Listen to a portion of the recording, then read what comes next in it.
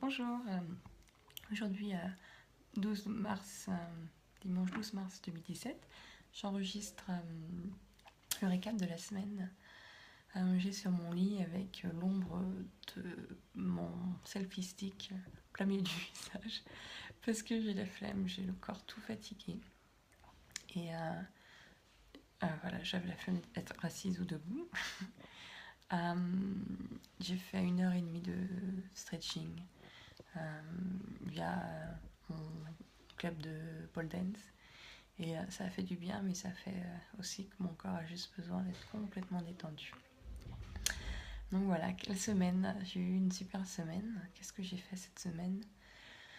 J'ai écrit, j'ai écrit et surtout j'ai partagé plus largement donc sur Facebook mon rêve, la nouvelle que j'ai écrit, et je ne m'attendais pas à avoir des retours si positifs, mais de plein de gens différents j'ai eu des retours très positifs.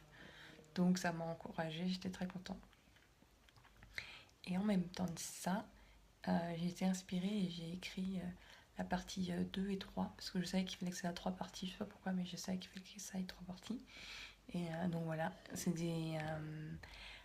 différentes parties s'inspirent de ma vie, c'est rigolo, mais dans des façons complètement déstructurées.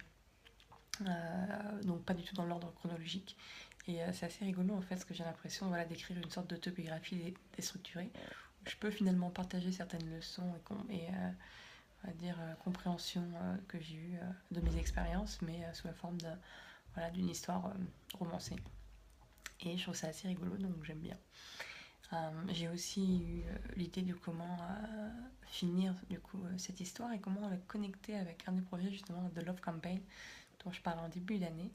Et c'est un peu comme si finalement cette nouvelle était une sorte de call for action, donc quelque chose qui inspire les gens à participer, ouais, à la fin du roman. En fait, les gens qui lisent le roman peuvent ensuite se rencontrer, ou pas se rencontrer, mais partager le même,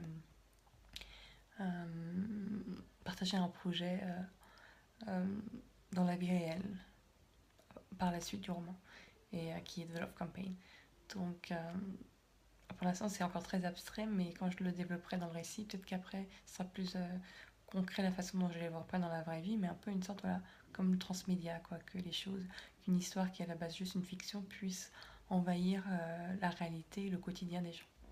Donc voilà pour l'idée et le récap de la semaine 10. On est déjà semaine 10, waouh.